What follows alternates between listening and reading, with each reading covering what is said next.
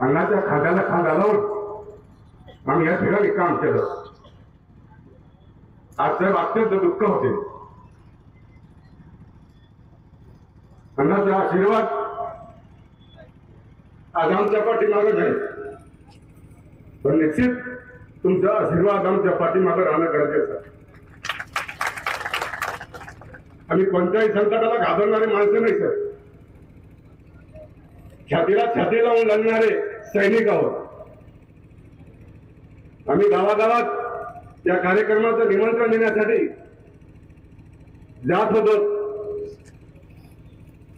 जुने कार्यकर्ते आम्हाला म्हणत होते,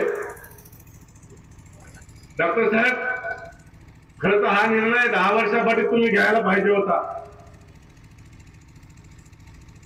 पण मी आज सगळ्या जनतेच्या समोर आणि साहेब तुमच्या समोर सुद्धा सांगू इच्छितो, 2014 साली राष्ट्रवादी काँग्रेस पार्टीने आमच्या कुटुंबावर अन्याय केल्यानंतर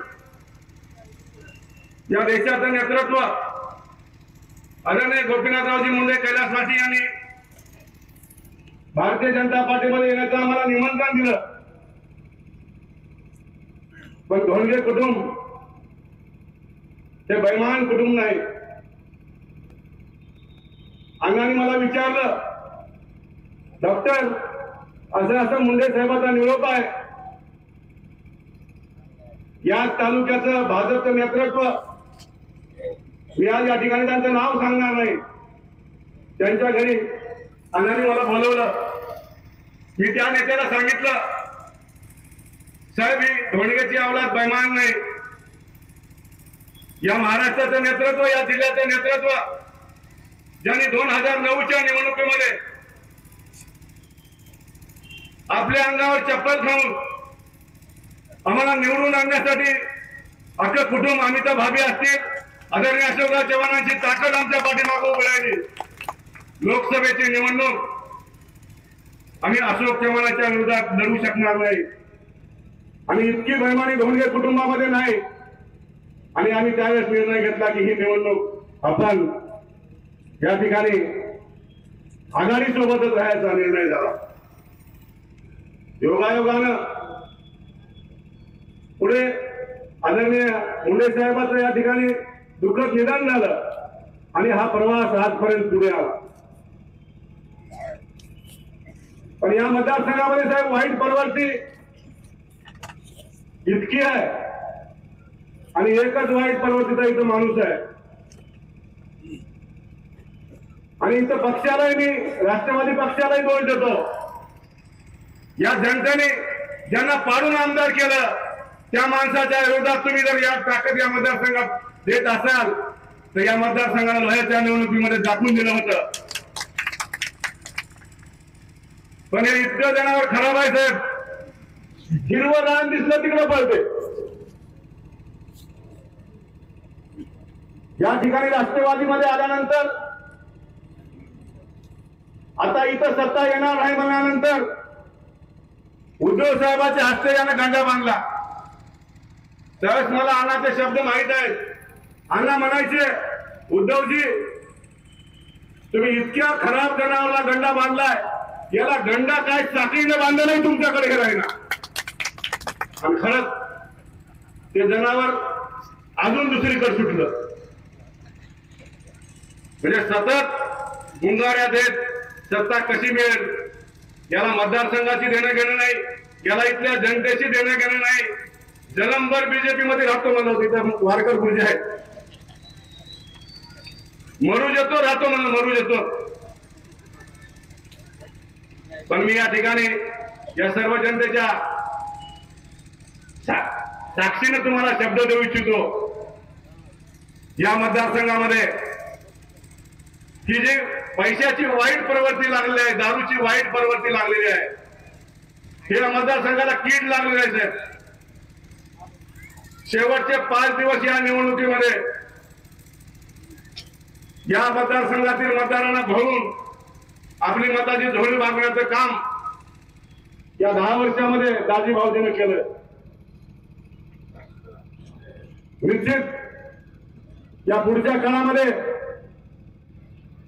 आमचे सर्व नवीन जे काही आम्ही या ठिकाणी प्रवेश करीत आहोत, ज्यांनी या अगोदर प्रवेश केला ते बालाजीराव पांढरगळे असतील, शरदराव पवार असतील, चंद्रसेन पाटील असतील, भास्करराव ढगे असतील, या सर्व मंडळीला तुम्ही जर साथ दिली आणि आमचे सर्व जुने सहकारी भाजपचे आहेत. खरं तर आमची आणि भाजपची विचारधारा मिळती जुळती आहे. कारण शेतकरी संघटनेला इथल्या शेतकऱ्यासाठी काम केलं, एका विचारावर काम केलं आणि आज आम्हाला आनंद होतो एका राष्ट्रीय विचारामध्ये आज आम्ही सामील होत आहोत. निश्चितच हा विचार या मतदारसंघामध्ये गावागावामध्ये तळागाळापर्यंत पोहोचल्याशिवाय आम्ही स्वस्थ बसणार नाही. फक्त तुमच्या आशीर्वादाची आम्हाला गरज. साहेब, या मतदारसंघामध्ये या वाईट परवर्तीला फक्त 70,000 मतं मिळालेत आणि 1,60,000 मतं या वाईट परवर्तीच्या विरोधात आहेत. पुढच्या काळामध्ये आपल्या सर्वांना आव्हान आहे ते 1,60,000 मतं भारतीय जनता पार्टीच्या नेतृत्वामध्ये आपल्याला एकत्रित करून पुढची या ठिकाणी स्थानिक स्वराज्य संस्थेच्या जिल्हा परिषद, पंचायत समिती आणि नगरपालिकेच्या निवडणुका आपल्याला आदरणीय नरेंद्रभाई मोदी या देशाचे पंतप्रधान, या ठिकाणी या देशाचं नेतृत्व अमित शहा, या महाराष्ट्राचं लाडकं नेतृत्व मुख्यमंत्री देवेंद्रजी फडणवीस, प्रदेश अध्यक्ष बावनकुळे साहेब, प्रभारी अध्यक्ष चव्हाण साहेब आणि भाजपमधल्या कार्यकर्त्याला ताकद देणारं नेतृत्व हवं आहे. आणि मी प्रामाणिकपणे सांगतो, कंधार आणि लोह्यामध्ये सुद्धा दोन्ही तालुका आणि ग्रामीण भागात लोकांनी साथ दिली तर याही मतदारसंघामध्ये स्थानिक स्वराज्य मतदारसंघातल्या सगळ्या जागा मोठ्या प्रमाणात सर्वाधिक जागा पण निवडून आणू शकतो एवढा आत्मविश्वास माझ्या मनामध्ये आहे की नाही? जोरात टाळ्या मला आहे की नाही? विचार करतात अशोक चव्हाण काय बोलतात, खरं बोलतात. अरे काय नाही रे, जे बोलतो खरंच बोलतो ना. मला सवय नाही मागे एक पुढे एक करायचा कार्यक्रम माझ्याकडे नाही आहे.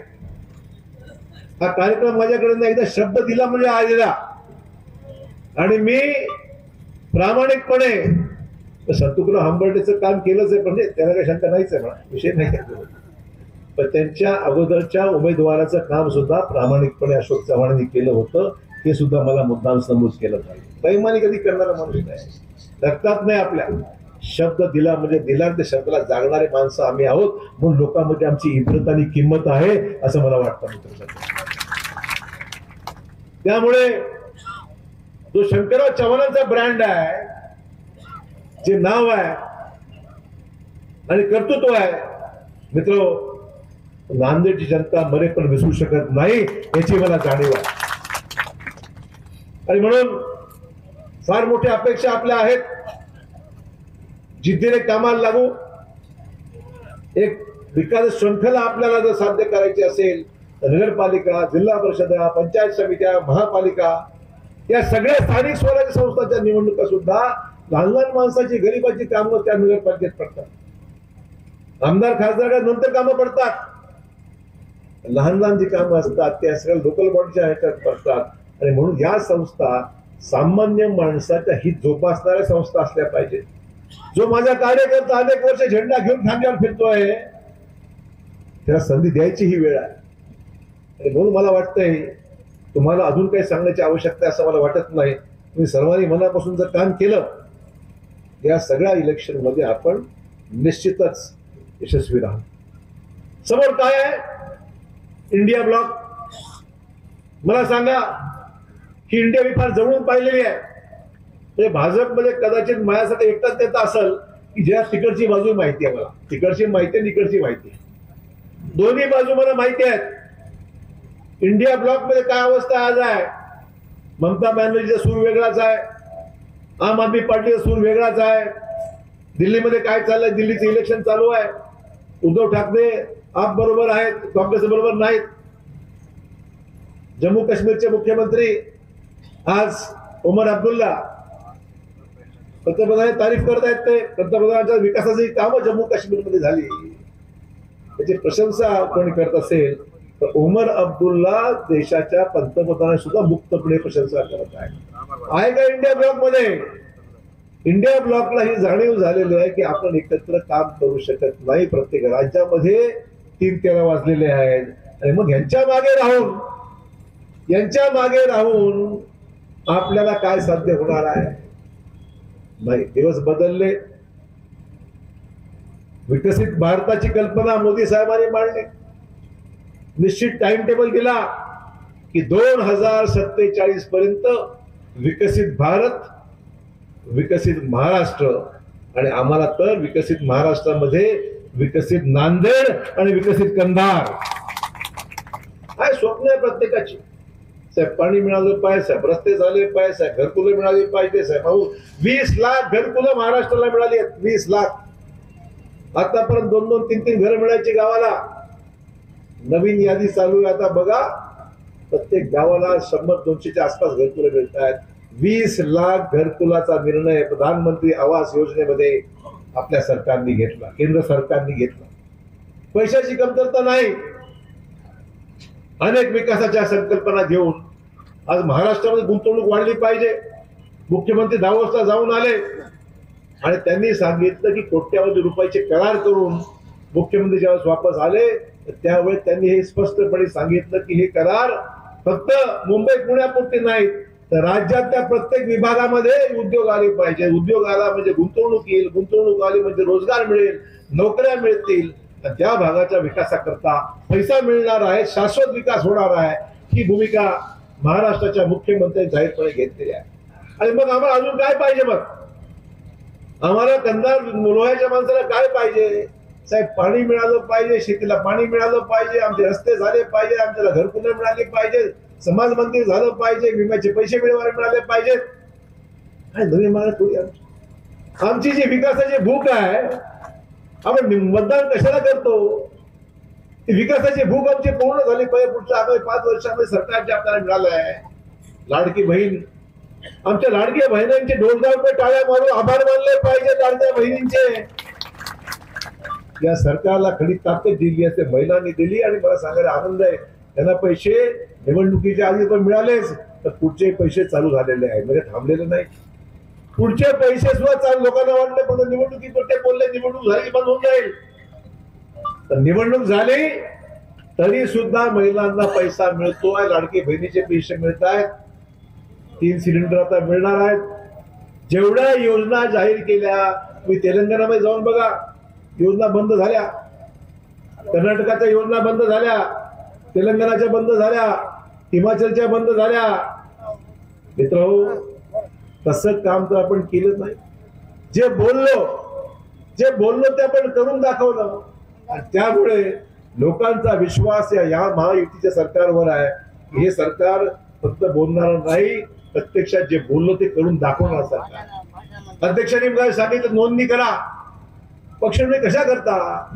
आपला विचार, आपला पक्ष हा फक्त विशिष्ट गावापुरते नाही, संपूर्ण पॅन इंडिया, पॅन महाराष्ट्र, संपूर्ण गावागावामध्ये भाजपच्या विचारसरणीला अधिक ताकद देता येईल अशा पद्धतीने पक्षाची बांधणी सुद्धा सुरू आहे. आणि म्हणून मला इथल्या कार्यकर्त्यांनी जे सगळ्याच मतदार जिल्ह्यामध्ये सर्वत्र नांदेड शहरामध्येच आणि जिल्ह्यामध्ये पक्षाने मोहीमच हाती घेतलेली आहे.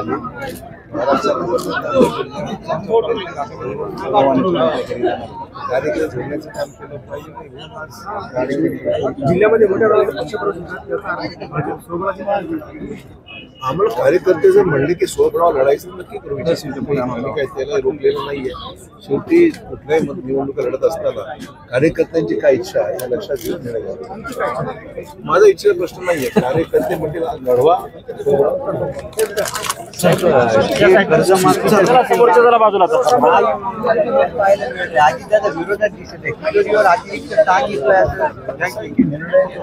पाहिजे जे निर्णय शासन याला अंतिम निर्णय मुख्यमंत्रीच घेतील. आणि त्यामुळे अजित पवार आणि अर्थमंत्री या नात्याने काही त्यांच्या कल्पना असतील ते मला कल्पना नाही, परंतु राज्याची आर्थिक परिस्थिती आणि मुख्यमंत्र्यांचं एकंदर त्याच्यामधली चर्चा होणं मतभेदाचा विषय नाही.